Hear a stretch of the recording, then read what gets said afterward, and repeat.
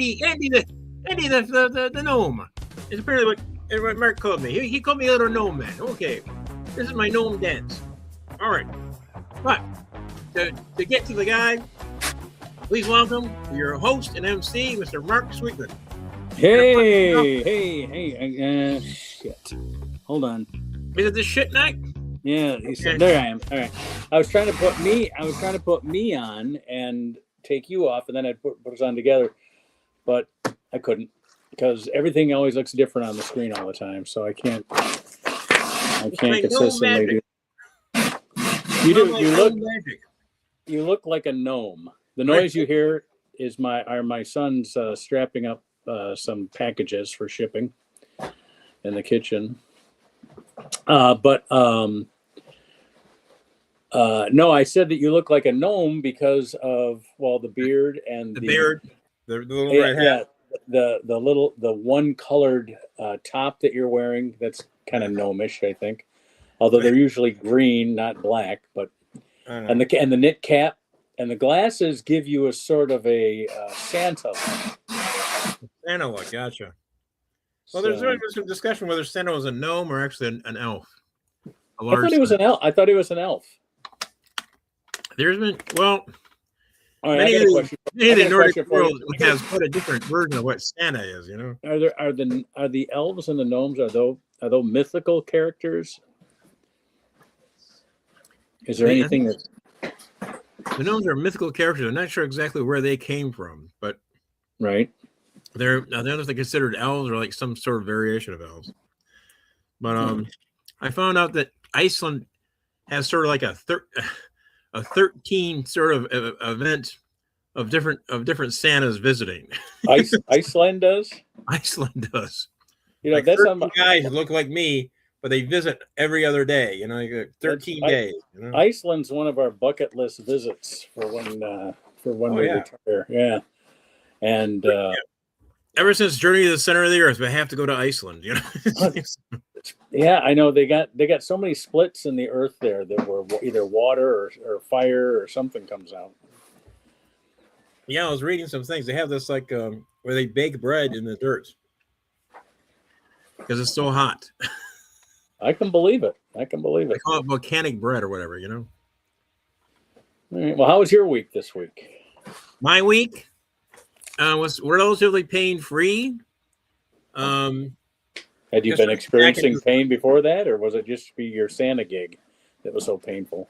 Well, I told you about my problems during the Santa gig. Yeah, we had that story last week. Yeah, and I tell you that it went away when I met the lady at Qatar. I talk about the Qatar story. What story was that? The Qatar story. No, I didn't get. No. Oh well. So I heard from my lady from Qatar, Caltown. I found that her and her son were here from the 1st to the 8th to the 9th. Okay. So I decided to rent a car because I haven't seen her in so long, and I wanted to discuss two things. And I found out that young Ibrahim is old enough to go to Purdue. So I decided to go down there and buy him a sweatshirt, like every good fellow should buy. You know, a sweatshirt with Purdue on it. Well, shoot, you could have gone over to the Rally House here in Livonia and got a Purdue shirt. Well, I thought of that, but I thought, I went, there's a Rally House down there. Oh, okay. So I thought I'd go check the Rally House there. I was in Mishawaka. Didn't go all the way down to Purdue. They were in Mishawaka. So I got a chance to have a couple of breakfasts with them and be able to discuss stuff. And we talked about this play thing I've been trying to do for like the last 18 months. And I kind of... I'm going to talk about the what's happening with it, but anyway, I hired these two writers, and they, basically, I wanted a 2-act play, and they gave me like 31 pages. So that's not a 2-act. That's not a 2-act play. It's not even a 1-act play, you know.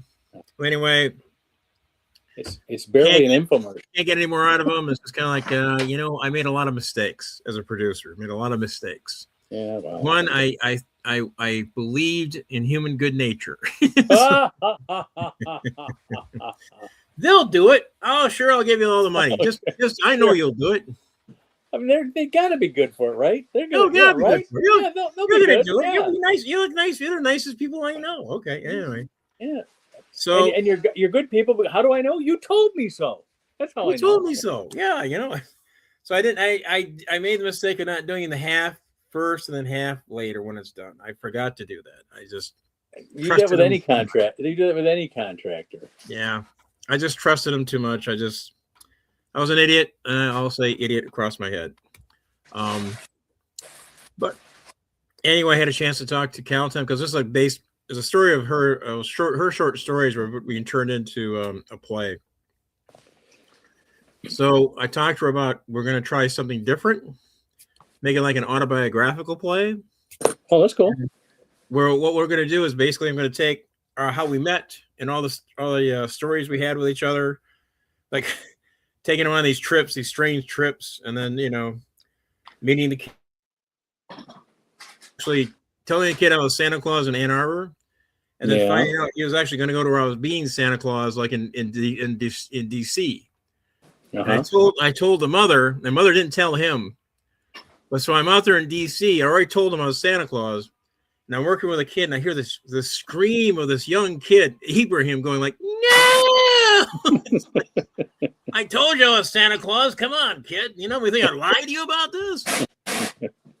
It was quite a show. It was quite a good deal. But I mean, there's like little things like that, and then different people coming in. So she's kind of along with that.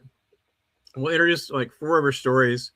We'll have that to hold everything together. So I'll get at least 2 acts out of it. And it'll be fun for you to kind of read it. So now, once you get this thing all done, are you going to produce it too, or are you going to try to sell it to somebody? Or there are a couple of companies around. I think once we get it done, one of the ideas is to try and produce it. That's a lot, trying to get a company together or trying to get all that stuff together. I don't know. But I think we might try and find a company, like approach different places with new plays. Right. And put this in. I mean, it's got 2 things. It's got a lot of things going for it. She was the first woman to be published in Qatar. Oh, there you go. And this is one of the books that she wrote. And the other thing, too, it's a combination of 2 cultures, in a funny way, moving across, Right. And it could be, she wants to make it most American, and there'll be like a combination of stuff like that. So it's kind of, I think it's an interesting combo that'll be appealing to people.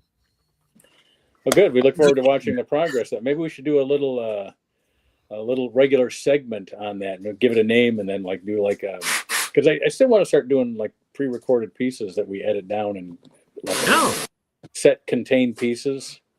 Got it. I see what you mean. Something like they did an NPR, like we become like David Sedaris.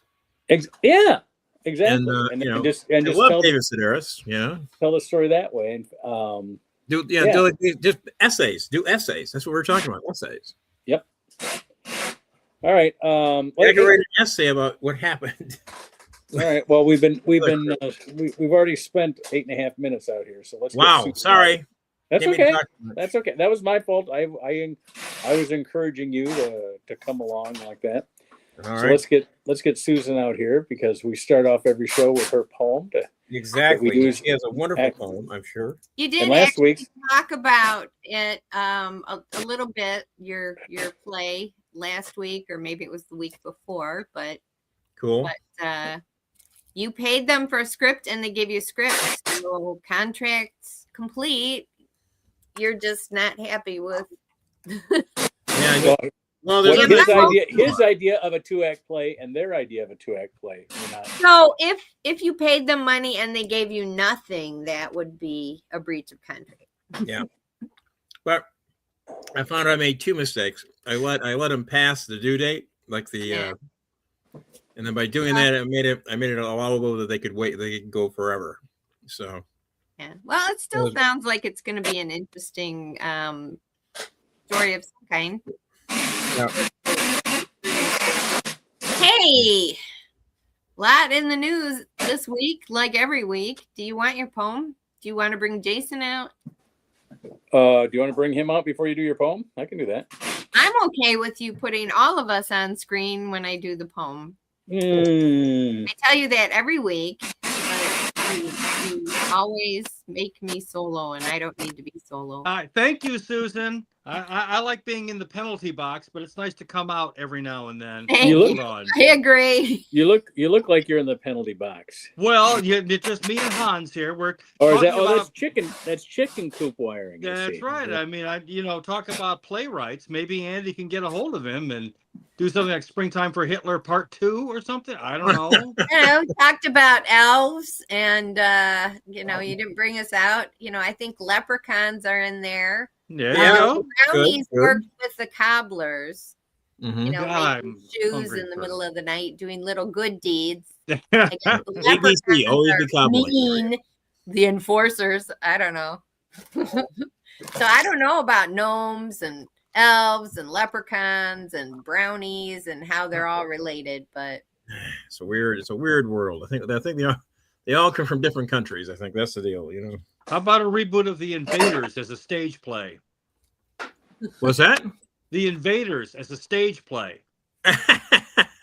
Yeah, okay. Oh, hey, let's hear a poem, Susan. You must have something to say after the last week we've had. Oh, yeah. In fact, I wrote the poem and sent it off on my lunch break. And then I'm watching the news and I go, oh, I got to add more. There's just so much going on in the world. Oh, I forgot that story. I forgot that story. So they're all in there. And I only stopped writing poetry because I filled a page. I don't want it to be 2 pages. Oh, dear. Well, I wouldn't mind 2 pages, but that's something very different. Never mind that. We'll move on. Are you ready for your poem, Mark? Yeah. You wanted us on this page, so here we are. Go ahead. Okay, here's your poem. All right. Protesters started in December with soaring prices in Iran. Shopkeepers in the Grand Bazaar began demonstrating in Tehran. Things are not looking good as protests spread. Is Iran prepared for war? Iranian authorities imposed a blackout. What does the future have in store? New York nurses have walked out on strike. In lieu of better pay, they are taking a hike. Because Mark Kelly used his free speech, he faces a military demotion. It's Senator Mark Kelly versus Hegseth rather than brown nosing with devotion. Now under a criminal investigation is Chair Jerome Powell. I doubt it will lead to charges because it is political somehow. America released the Epstein files. Last December, we were promised. Will there be a special master to ensure Pam Bondi is not dishonest?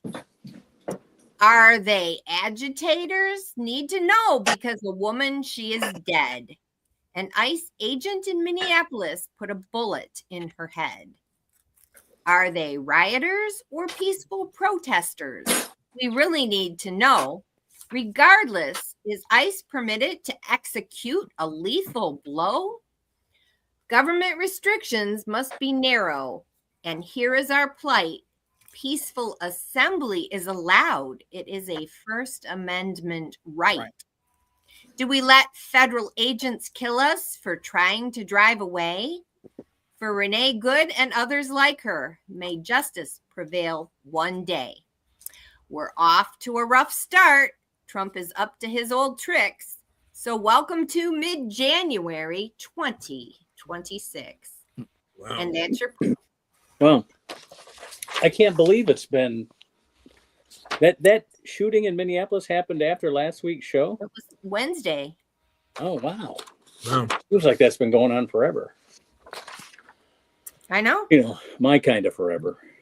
It's sad and it's heartbreaking, and to just call protesters, agitators and rioters when all they are doing is being peaceful protesters. It's not okay. It's the we've had 5 years of that. Yeah. Well, our side has to be peaceful because they're the side with the guns. So did you see the video of can't do anything else but that? The young man arrested inside a Target store and dragged off, and then they dumped him out of the vehicle miles away. Who did this? Who did this? Back and he was bleeding. I guess I'm not going to find out who did it. It was ICE agents did that. Oh, okay. His name was Christian something at a Target store. There's a video out there. It's heartbreaking. If you're just driving away and he shot her. They didn't shoot him, but they did beat him up. Yep. They beat him up and then they let him go, but they didn't bring him back to the Target store. They just dumped him out. Well, this ain't nothing new. Ashley Babbitt online. As long as one of them said, leave, take the gun, leave the cannoli, or no, leave the gun, take the cannoli. No, you take the cannoli. Take the gun. Indeed, and all that. Take the gun, leave the cannoli. I just don't recognize our country anymore. I've been saying that for years. I'll probably get shot because I don't back down. So, well, now you know how Ashley Babbitt felt. If you get on Indeed, the hiring thing, you look at what they're asking for to be these agents, just 18-year-old kids. They're on Indeed. That's all the experience you have to have. Get out of high school. There you're going. Yeah, they're not. Here's the problem. Not very well trained. I see this as a problem. If you are not going to give anybody any chance of hope, then they're going to start strapping bombs to themselves and blowing up innocents. You got to give people. You got to give. They're saying they're giving those guys $100,000 salary. Well, I don't condone that kind of violence. I know, but I'm for talking everyone about. To say they investigated, and Renee Good is dead, and they just, without even doing an actual investigation, start calling her a domestic terrorist. And if one of the videos has what she said, her last words before the guy shot her. She said, "Hey, dude, I'm not angry with you." And then she tried to drive away. Well, I think it was Colbert says, and the very next day, they're on the telephone, they're on the TV saying she was a terrorist. Next day, it was the same day they were doing. No one was up there, yeah. So here's what's going to happen, though, is that the state will file a lawsuit, most likely very soon, because they're being blocked from any of the investigation. But since everybody got out there and already have cleared the agent, there is no more investigation. Apparently, it's done. So now the state can intervene and do their own. That's kind of how it works. So they would have been better. Our dear leader would have been better off saying, we'll make a statement after the investigation. Yeah. It's like Baby Doc and the Tonton Macoute. So there we go. Oh, wow. Andy scores with the reference. I remember learning more from the Doonesbury cartoon about Baby Doc. That's exactly right. Doonesbury. Thank you, Susan. That comic strip, Doonesbury. I used to do that. That was where I get more. Even growing up, political reference, Even growing up as a Peter Puffer Republican in the 70s, I still loved Uncle Dookie. Oh man, Uncle Duke was a conservative, wasn't he? He was Hunter S. Thompson. No, he was. Yeah, I mean, he was. So he was. It's sort of like if there's like a left and right. He's like completely off the scale, floating above it all in some alternate universe. And, that's sort of like my theory of politics is more Art Bell, which, in the end, we all know it's shape-shifting aliens who are like eating children and running things. But after the past few years, can you tell me that my theory is much less worse than others? I don't know. I don't think so. I think I'm probably closer to being correct. I mean, let us not forget Ashley Babbitt got her brains blown out January 6th. Let us not forget that Chuck Schumer stood in front of the Supreme Court building, threatening the Supreme Court, saying, "You will reap the whirlwind." I mean, keep in mind that the Trump administration, to put pressure on the Fed, is opening up an investigation to Jerome Powell and the Fed. Yeah, and that is entirely political. It is entirely political. And if you really want to be frightened, and you should be, you should learn about the tactics they used to get Maduro out of Venezuela. They were using third, fourth generation directed energy weapons. Basically, it's the ability to point a microwave at people and burn their brains out. It's absolutely terrifying. Did you see the interview? How do you find out about this? But it remains. Well, look it up. It's been in the I don't news, know. Mark. I mean, it's all going to come out, and I is. think history will treat Trump the same way history has treated Adolf Hitler. Did you guys see the interview on The View? Prediction. No. He's not going to go. His name will not be synonymous with anything good. Well. I've already, you know what? I've already done everything that needs to be done for me for Trump. Should we live to see history? I mean, when you see us, did anybody see Marjorie Taylor? No. Oh, God. What's she? She's always good for a laugh. What's she up to now? What did she do? Well, basically, she basically said why she broke with Trump, but also she talked about the Venezuela thing and says none of the drugs are coming from Venezuela. It was all coming from Mexico. Well, that's right. It's just they're coming. It's just smoke and mirrors. It's the that's like what for doing whatever Trump wants to do. Oh, you're damn right. Okay, Trump made a comment about he's following his own moral code or something like that. I don't know if anybody has the exact in the New York Times article. Yeah, but he follows his own moral compass, his own moral code, and that's actually biblical. It's in the book of Genesis. Mm-hmm. If you want to read about this guy named Noah, and men did what was right in their own eyes. Carpenter and God judged them because what they thought was right in their own eyes was basically doing whatever they wanted, and it was very, very evil and corrupt. And God just killed everybody except 8 people. And Mao Zedong killed more people. Doing what he thinks is right in his own eyes. Yeah, but you know what? Kennedy did it. Johnson did it. Nixon did it.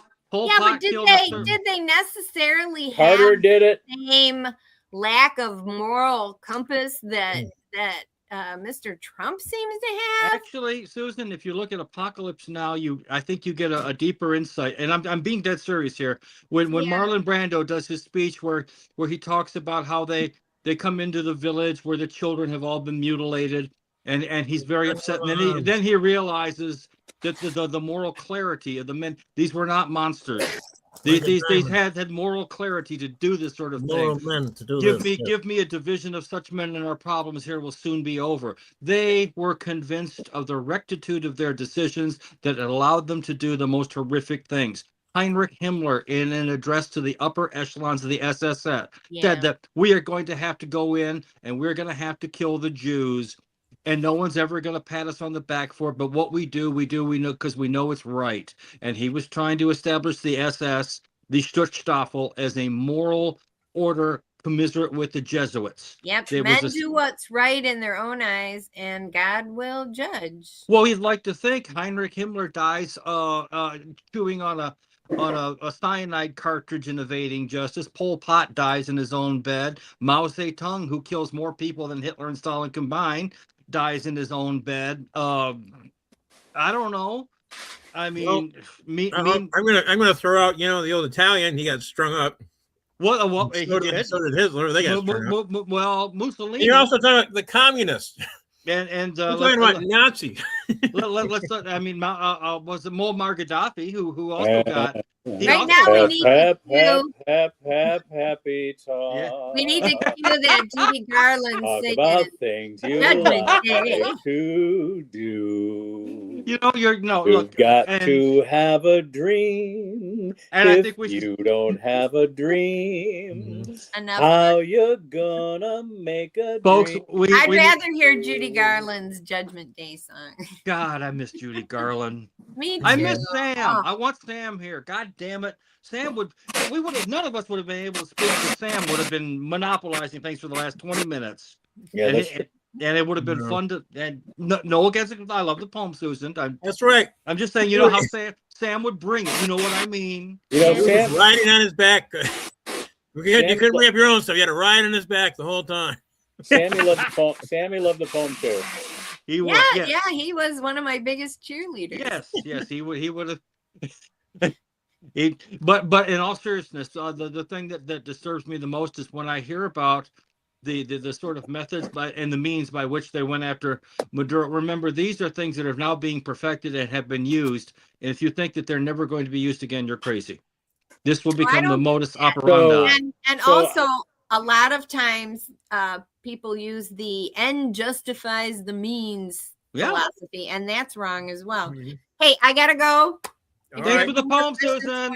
You're welcome. Happy New Year, mid-January. Yeah. Have a good week. There you go. Well, Susan bringing her dose of reality. As always. So, Mark, what is it exactly that drew you to her in the beginning? Was it the poetry?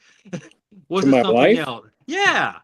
Okay, imagine as good as she looks at 64, what she would look like at 18. So she was a hottie.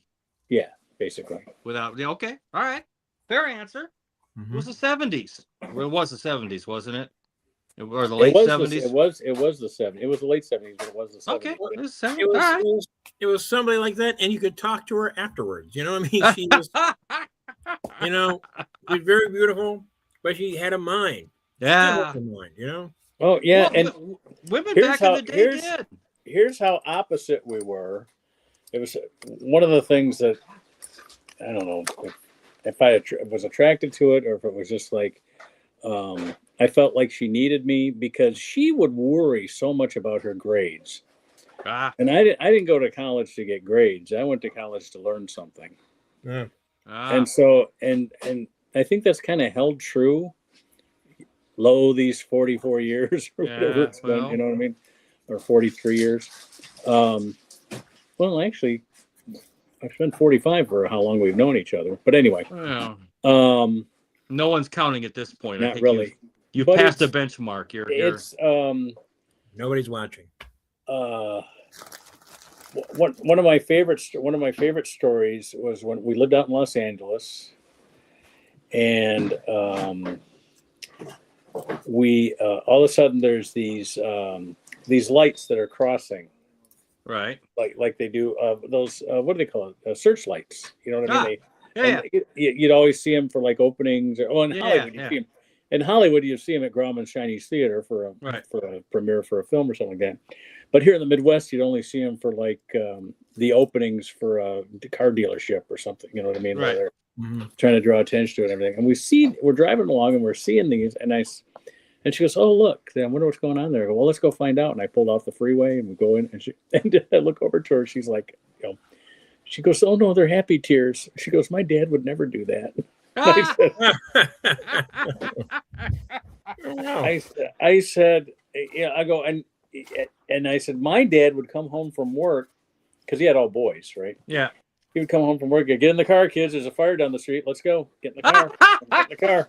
My mother would do the same thing. She'd love to take us down to see the protests or the riots going on the Diag. And then when we could sniff the tear gas, it's like, okay, kids, time to go. Time to go. Exactly. Hey, she was, my little brother was like that when I came over his place many years ago now, and his son, who was all of 5 years old, was racing around on his new motorcycle, a 2-wheel and I'm like, what are you doing? He can't do. He's like, hey, you can't raise him under glass. And I'm like, well, okay, I sure. I mean, do we also got to teach him how to juggle dynamite too? I mean, it's... Well, Susan does have a good phrase for that. Which I agree with. She's a horse lady, so she knows how to ride stuff. No, but she used to say, And whenever anybody would ever say anything about the things that we would allow or the things that our kids did that they wouldn't let their kids, my wife would always say, "We're not raising children, we're raising adults." She says, "You raise children, then you let them go. They're children. If you raise adults, once they get out of the house, they're adults." And there's a lot of, I think there's an awful lot of wisdom there, because you see a lot of people now with like one or two kids max. I mean, you guys had a whole passel of them, right? I mean, well, yeah, because and the thing, and what you don't realize is, I mean, I had 5 brothers, but it's what happens is that the family becomes part of the child rearing. It's not just the two parents. I can't. So you only raised the 2. Yeah, but they ended up raising everybody else. Everybody, you are, and you want to know why the youngest is wild as a weed, right? He was raised by teenagers, right? Which is why you come up with things like, okay, the will, you're all in it except for one. Except one, yeah. Maybe it's you. Who knows? I get more response. I get more response to that line than most in my act. Everybody loves that one. Yeah, maybe. Only 7 are in the will, and we won't tell them which one's out. Yeah, that's right. So I haven't mowed my own lawn in 8 years, maybe. Yeah, and I mean, is it right? Is it fair? Well, who knows? Yeah, but this is the way it's got to be. No, I mean, nowadays you see a lot of these kids who are raised in single kid homes, and come on, you know, there's nothing fair about that. Something's broken, we know who did it. If there's a mess, we know who did it. If there's a reason why the cops were called to your house at 3 a.m, we know who's responsible for that. Exactly. I mean, it's just, yeah, and it's like they have been raised under glass or something. Sue's dad was an only child, and he said he would never do that to any of his children. Yeah. And they had 4, but of their kids, each their son doesn't have any children, and their 2 other daughters only have 2 children each, boy and a girl. It's kind of like, oh, we got one of each, we can stop now. Mm-hmm. Whereas our first, we didn't have a girl till our 6th. So we had to, way to keep going. Yeah. Well, I mean, hey, it's the way it works. I was so glad when my brother, he had his first child. He and his wife, and they had a son, and then Ellen was ready for another child, and they had another one. I was so hoping for a girl. I'm glad they got one, just because that woman had enough to put up with my brother, and the thought of my brother and 2 male offspring. It's like it's just not fair.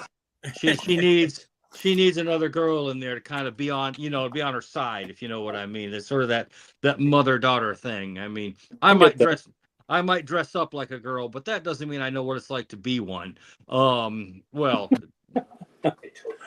occasionally. Yeah, I'm serious. I mean, my mother had to raise 3 teenage boys, and I remember that again. Did she have to assume the role of Southern belle / military dictator? Absolutely. But that's just the way it is when you have 3 boys, especially when they're all teenagers at the same time. I mean, you hit them with a stick and hope that they pay attention. That's because that's best you can do at that point. I mean, would you want to curse anybody with like male teenagehood? It's fun while you're going through it, kind of. But later on, you look at it and go, I don't know. Maybe that time we were all like playing with M80s and juggling gas cans at the same time. Maybe that was ill-advised, perhaps. I just that time we burned down the whole neighborhood. Wasn't those days? On sort of a sad. When this genuinely goes wrong, you had a bunch of kids out in Colorado who were throwing rocks at cars. And they end up surprisingly enough, they ended up killing a young lady who was 20 years old. And it took the police about a week to solve the case, and they were all between 17 and 18 years old. One of them got natural life without parole, and the other 2 got 35 and 45 years. And it's like, when you think about that, man, someone lost their life. I mean, the price has to be paid, but that's when this shit just gets too goddamn crazy. And it goes really freaking haywire. sort of like what's going on in the world today. I don't know if we can tie it in or not. I know it's a comedy podcast. Comedy. I know. Comedy. Happy things. Boston starts baby. The Führer never said baby. Never said baby. Baby. You got to admit that one part in the play when Dick Shawn, playing Hitler, throws the cigarette away and the plant explodes behind him. He goes, "Oh, they try. They try." You know what? As much as I like the musical, the elimination of the LSD character was probably the biggest. I understand why they did it, and I understand when you look at the whole thing, that it was word for word to the movie, except for the elimination of Dick Shawn's character. But, I'm willing to bet, because I know that one thing that Brooks did is he sold the rights to the producer. So once that thing was in the can, he had sold it and taken his money, and that was part of the money that then he used to help finance or get Blazing Saddles rolling. Now, the financing of Blazing Saddles also meant that he couldn't cast Richard Pryor, because again, the big investors said he's just not a big enough name right now. And of course, Cleavon Little got the role. And how much better of a movie would it be if Richard Pryor? I don't think it would have been a better movie. I don't know. I think Cleavon. I don't think it would have been a better movie. I think we won't know. We cannot know. They didn't make it that way. You know what the thing is? If he would not have come into town with the humility that Cleavon Little did. Well, maybe he co-wrote the script with Mel Brooks. I know. And took his name off because they wouldn't cast him in the lead. Mm-hmm. And Richard Pryor does go to establish himself with Gene Wilder. I mean, how many Gene Wilder, Richard Pryor movies were there? Well, here's something I'm going to throw at you too. Cleavon Little was a very handsome guy. He was. I'm not saying that Richard Little. I'm not saying that Richard Pryor Little was not handsome, but it wasn't handsome in the same way. You know what I'm saying? That's almost like saying James Earl Ray Charles. I know. Mean, you don't want to get those names conflated.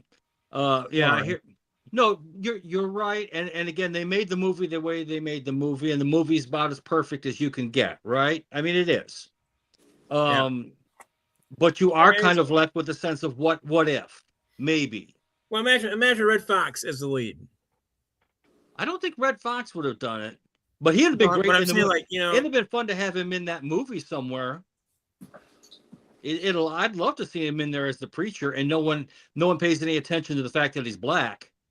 Would actually be kind of funny. Well, I think based on what the theme was, the limited number of blacks kind of goes along with what that story was all about. Yeah. So yeah. Well, again, it's when you think about it, it's a screwball slapstick comedy about racism, and they pull it off beautifully, which could go very, very badly wrong. I mean, if they'd made a few mistakes, for instance, Jerry Lewis's screwball comedy about death camps. Didn't work out so well. Still hasn't been released. But those who have seen it, the rare few who've seen a few have come out and said, I don't know. Maybe the can is where it belongs. Maybe a few years down the line. There you go. They're not ready for this yet. They already did a comedy about the camps. Was that one where the guy was trying to keep his daughter from knowing that she was in a camp? Yeah. Yes. Jacob the Liar. That was his son. Life is Beautiful. His name. Life is Beautiful. Yeah. Great film. One of my all-time favorites. And let's not forget Hogan Heroes, about the slapstick knee-jerk hijinks of being in a German POW camp.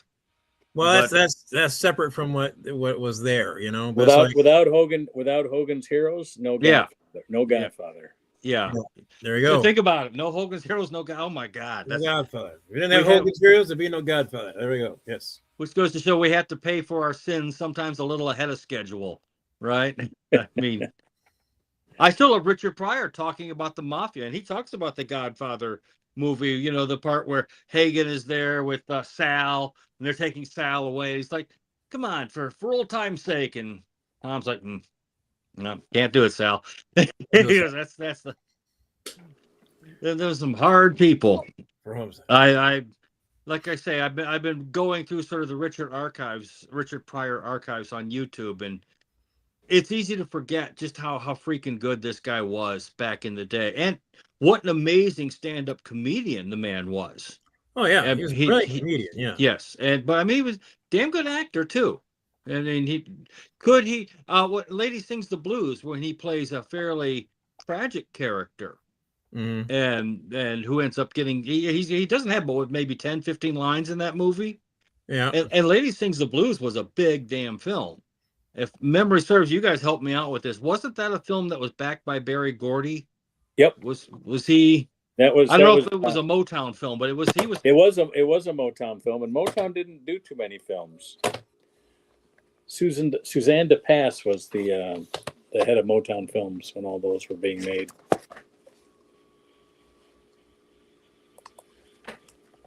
Did I? What time was the game on? Is it 8:30? Tonight's football game. You talking about the Texans and the Steelers? Texans and Steelers. Oh, let's see. I got Google here. I can find out. Have you guys watched the games? I watched the Bears beat the Packers. Now I understand. I watched the Rams beat the Panthers. Yeah, that was both of those. I mean, it's like you give Stafford 2 minutes. You might as well give him the fifth quarter. It's like those guys are all happy. We're ahead by a touchdown. Stafford has 2 minutes. Good luck with that. Green Bay was headed by 15.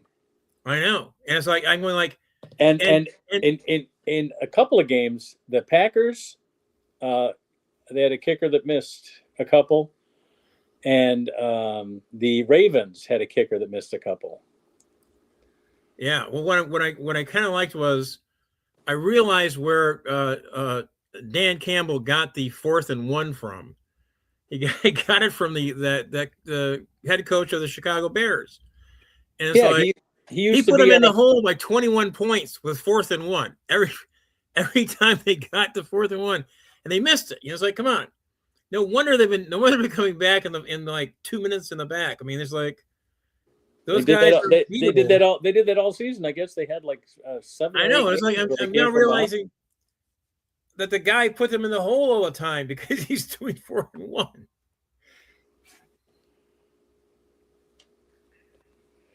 What was I going to look up? I was going to look up something. Oh, what time the game is on tonight? Yeah, it looks like they're on. What time is tonight going? I think it was 8:30. Okay, the game starts at, and where are we here? Give me some times. Okay. I mean, I asked that question directly. Oh, they're already in the first quarter. Yeah, there's 6 minutes. There's 6 minutes left in the first quarter, and so it must have started at 8. I'm pissed. And I signed up for this NFL thing, and I should be able to get it. Oh, now it is. I got it. I can see their butts. Okay. Did you watch the Steelers? And sorry, Jason, I just realized you weren't sitting there. Yeah, it happens. Well, the Steelers, that picture of Rodgers sitting there waiting for the guy to make the kick, thinking he's going to get out. Right. And it's like that game with 2 kickers. One was a professional, misses it. The other one who's a rookie, misses it. And it's like, you look at Rodgers' face, it's like you can make a movie out of that. He's sitting there like going, huh? It's like, I'm going forward. It's like, you look like King Lear. It's like, just this running through like the whole, his whole life. It's like, this is going to end now. It's ending now. It's like, then all of a sudden, by some miracle, the guy misses the kick.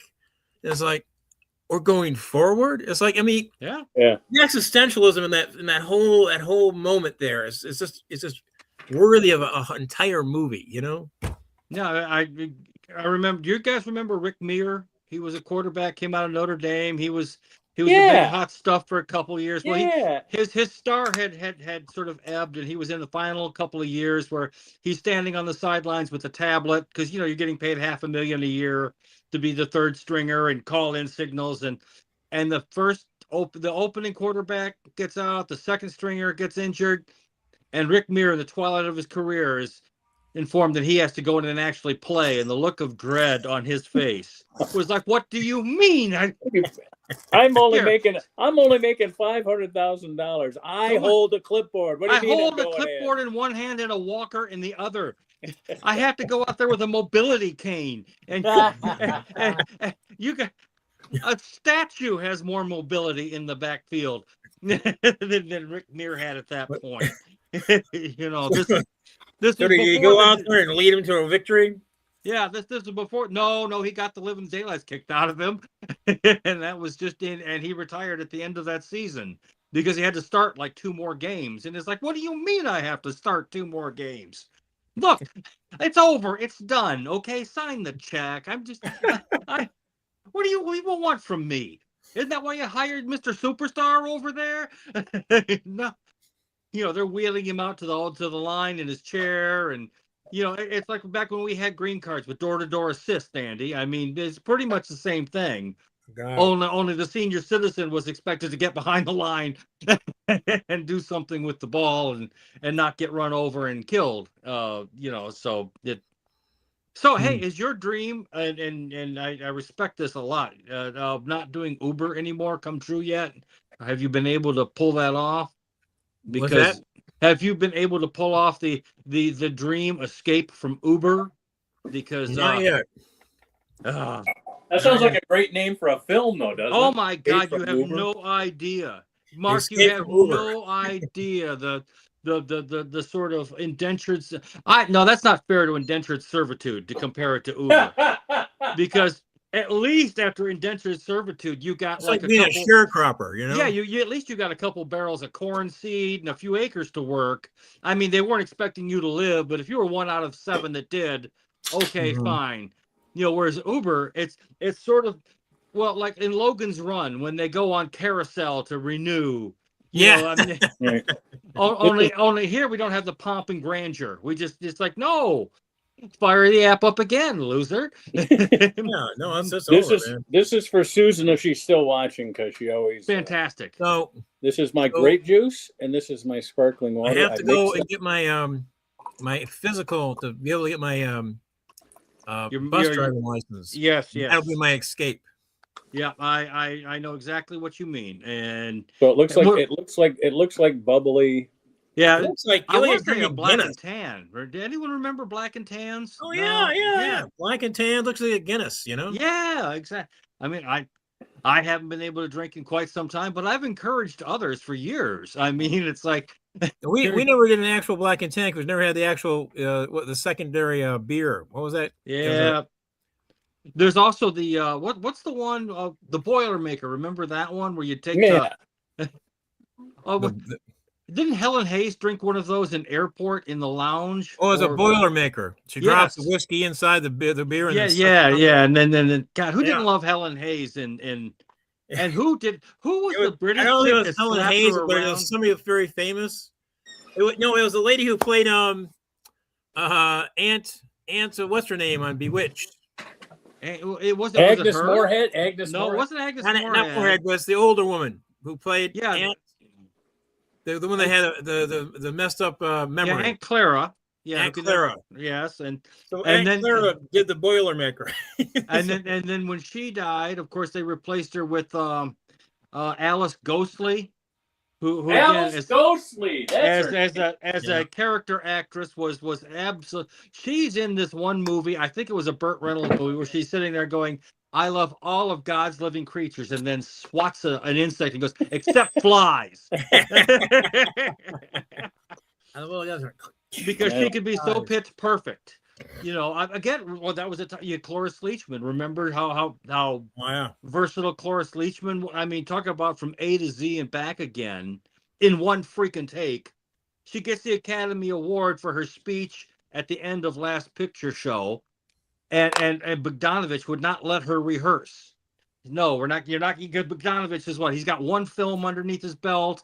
And he's the enfant terrible of directors at the time.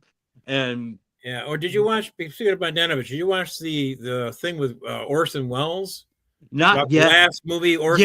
Yes. I have caught bits and pieces of it. I've not seen the whole thing. Is it a series or is it a film? Kind of. It was a film of the last picture that Orson Welles, and it shows Orson Welles. It's like being like. There's also a good. It's on YouTube of Orson Welles and Bogdanovich because he interviewed him several times. Mm-hmm. And it's a wonderful sort of thing to hear because Welles is not stupid. He knows he's not. Yeah, he knows what time it is. He's doing Paul Masson ads. He's getting angry about reading copy about frozen peas. He can't get any money for films. That was what the killer was. He's doing. Remember, he was doing that one show on that one Weird Stories where he'd do the intro like Rod Serling. He weighs about 18,000 pounds and he's smoking a cigar. Night Gallery. It was Night Gallery-esque. It wasn't quite Night Gallery, but yeah, he was like channeling some sort of Marlon Brando, Colonel Kurtz kind of thing before that had even been done. But they also showed clips of him playing the Muppets. Yes, yeah. But then you see him in Touch of Evil. Yeah, and that wonderful scene where he has with Marlena Dietrich. He's got a couple, in there. It's just like They say they basically think the Touch of Evil is what got him. He wasn't able to get any more funding after that movie. Why? Because they just didn't like what he was doing, or did he rub people the wrong way? Which he probably he either pissed somebody off or whatever. He's pissing people off. Right. It's like, I like the scene in Ed Wood where Johnny Depp's playing Ed Wood. It's like, Orson, they're trying to get my film. Yeah. You got a problem. In full drag. I gotta have Charlton Heston be a Mexican. Well, although he's sitting there in full drag, and Orson Welles doesn't bat an eye, which again, that's perfect. But in A Man for All Seasons, when Orson Welles, he only has one scene, essentially. A scene and a half if you include him like signing a little piece of paper and whatnot. But then again, that's what Orson. You could actually film Orson Welles signing a piece of paper as a cardinal, and that is a scene, because that's just he understood that, he knew how to do that. There weren't a lot of actors who could have that kind of gravitas and bring it the way he did. And again, the dialogue between him and Paul Scofield, which again, you're two great actors of their era, just doing this wonderful sort of speech where tensions are increasing, and basically we learn the whole movie right there. It's played out right in front of you in that first scene. This is about the forces of the state coming down against the conscience of one man, and that's what this is going to be about. It also has, in A Man for All Seasons, probably one of the best intro title scenes ever filmed. The clouds, the sunlight on the gargoyles, the still water. With the one boat rippling across it, again, the sort of ripples on the water, sort of. Again, it's a beautifully filmed. Fred Zimmerman, I think, is the director of the movie. Yeah, Robert Shaw played King Henry. But yeah, again, only has one role, only has one part, or one. But again, just you need someone to come in and hit it out to the fences, and he does it. Like, Wendy Hiller. Was it? Lynn Redgrave or Vanessa Redgrave? Was it Vanessa Redgrave? It was Vanessa. I think it was Vanessa. I don't think it was Lynn. I thought it was Genevieve or something like that. No, Genevieve Bujold played Anne Boleyn in Anne of 1,000 Days, which is not.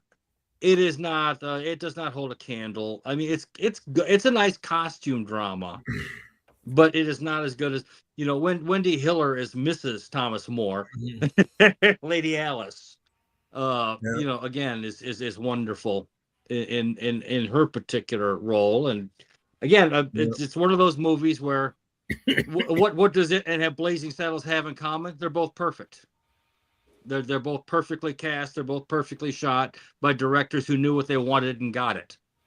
Which, it's nice that we should talk about Welles in the same sentence, because he was another guy who, again, inexplicably would get a project, get 2/3 of the way done with it, and then go on vacation and come back and find out the ghouls in the Hollywood have chopped up his film. It's like, well, Orson, what did you expect them to do? Yeah. I'm sorry. That's what they did to Ambersons. Yeah, they need to make money. It's a living. And I guess it's so. It's I don't know. Is someone going back and looking at Ed Wood's work and and trying to do what was it? I changed my sex, or Glenn or Glenda. Glenda, that was it. Glenda. Yeah. I mean, Plan 9 from Outer Space. Well, that would probably work this era. In this modern age, it would be hailed. There's a film series out. I guess there's 3 of them now. This Avatar series. Yes. Oh yeah. I saw the first one. Yes. I guess these things are like the top 3 films of all time. Well, it's James Cameron. Yeah. I know, but I don't get it. I mean, I don't get the Avatar thing. I don't either. It is. And I tell you what. I was just talking to my kid about this. Sue and I last week went to see Song Sung Blue. Yeah. Mm-hmm. I like when they make pictures for people in their 60s. Yeah. Yeah. No, that's the thing. I'm looking around the theater, and there's nobody upset that there's no car chases. Right. There's nothing. No buildings exploding. There's no Harrison Ford or Tom Cruise hanging onto an airplane on the outside. Yeah, but you had to love Dustin Hoffman slamming on the top of the car hood, going, "I'm walking here. Come on, I'm walking here." Did you see the one from last year where the old lady was in the car? She got robbed by somebody who faked on phone. She was going to try and get her money back. No. So she gets in a weasel car, one of those weasel carts. Yeah. And goes off to find him. Yeah. That is a great old film. She's what's the name? Old. What's the name of the film? I can't think of it. It's a lady from who played the old lady from Nebraska. That person, yeah, that lady. The old lady from Nebraska. The movie Nebraska. Uh-huh. I haven't seen Nebraska. Oh God, you haven't seen Nebraska? I haven't seen Nebraska. Thelma Sutcliffe, or I have seen. I have seen Paris, Texas. See Nebraska. Okay, hold on. I'm going to bring up the cast from Nebraska. It is the best black and white film we've seen in a year. Really? It's the only black and white film you've seen in a year. Actually, Bruce Dern plays an 80-year-old man who's going to try and get his truck that he thinks he's got, and he has to take his son with him. And they have to go to the neighbors. They're all like Nebraska. Yeah, it sounds like The Straight Story to some degree. Again, Straight Story, David Lynch is probably one of his most sentimental films. Straight Story is great, but this approachable. This matches it or betters it. Well, okay. I remember who I think it was Alexander Payne may have directed this. I'm sure. I mean, no one's making the movie about Skidmore just yet. Skidmore being I got to see this film that he's talking about, and I can't find the woman who was in Nebraska. So yeah, let me look it up. It's because there's a lot of women in Nebraska. So well, there's more than one. That's for damn sure. I mean, I'm gonna turn off the game for a sec. Oh well, thank you. So Pittsburgh 3. Okay.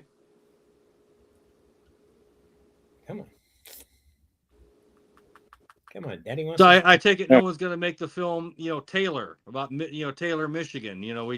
We can shoot that in really garish color. Taylor, Michigan, huh? I did watch 3 Days of the Condor. Great movie. Posted that. That was good. I love seen it before. The sort of juxtaposition between Joubert, as played by Max von Sydow, and Javier Bardem's Anton Chigurh. Oh, because good. Both play messengers of death who cannot be stopped. Right. Both play. I mean, one guy is certainly more insane than the other, but then again, are they? I love when Joubert explains to Robert Redford, it will happen like this. A friend will pull up. He'll have a car. He'll smile. It'll be a becoming smile. Yeah. He'll ask you to get into the car. Don't get into the car. That's and don't get in. Yeah, I mean, and he asks, how can you do it? He goes, well, it's very, it's almost peaceful. I don't care about whose side. I care about the who, the what, the when, and of course the money. And in many ways, I mean, tell me that that's part of that sort of paranoid trilogy of the 70s. There's the Parallax, is it the Parallax View, 3 Days of the Condor, and the one about the Watergate break-in. All the President's Men. Yeah. But if you look at those things, they're all about abuses of power and things that are going on beneath the surface. Are they really any different than what we see now? Because I would say no, they're just amped up there a little more now with some more computing power and some whiz bang technology. And you know what I like about the on the movie? It was June Squibb, Thelma. What's the name of the film? Thelma's the name of the film. All right. And that came out last year. She didn't. By the way, Mark, it's 9:00. Well, I'll be damned. We're over. Okay. And for those of you who are betting the over/under, there were no sexually charged. We didn't set the timer. We didn't set the I set timer. the timer. We got through the whole. So those of you betting the under are winners tonight. Instead, if you took the over, you lost. All right. On the double entendres. Sorry. Well, it is time to go. Now, the next 2 weeks, I'll be working from our Hollywood studios. You'll be in Hollywood. And so I am on stage. I think I'm going to take the iPad, which I never normally do. Well, I swear to God, if TSA opens it up and they open up your gay porn, and I am just going to. There's not that much gay porn on that. We're still live, guys. But the show's over, and that was not a double entendre. So again, right, let me wrap it up, and we'll talk about next week's show after I wrap up. Yeah, it was Thelma with Squibb. Okay, Thelma with Squibb. All right. Okay. I don't know how you got to gay porn from that, but okay, I guess. All right, Thelma from Squibb sounds great. Anyway, that's our hour here that we do it every Monday night, 8:00. It's the off night. A bunch of old comics getting together. Join us if you'd like. Give me a call, send me a letter, however. I know there's people out there. They all said hi on my birthday yesterday. If you want a nice birthday thing, watch A Walk in the Woods with Nick Nolte and Robert Redford. It'll make you feel better. There you go.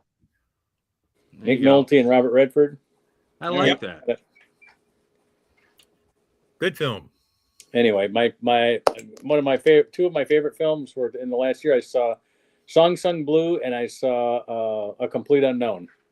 Oh wow! Oh yeah. Both about music stars. Yeah. We're still live. Sort of. Oh, okay. All right. Let me wrap it up here. Okay, we're done for Monday night, January 12th. We'll see you next week on the 19th. It's the off night. Oh, wait a minute. You know what? I know what I forgot to do. I forgot to do the old theme music here. Yeah, let's there you go. There we go. Yeah, now we know it's time to go. Usually I turn that on with about 3 minutes to go, and I just turn up closer to the end. Anyway, that's it. That's our show tonight. Say goodbye to everybody. We'll see you again next week. We are closer to the end. Trust me. Way too close.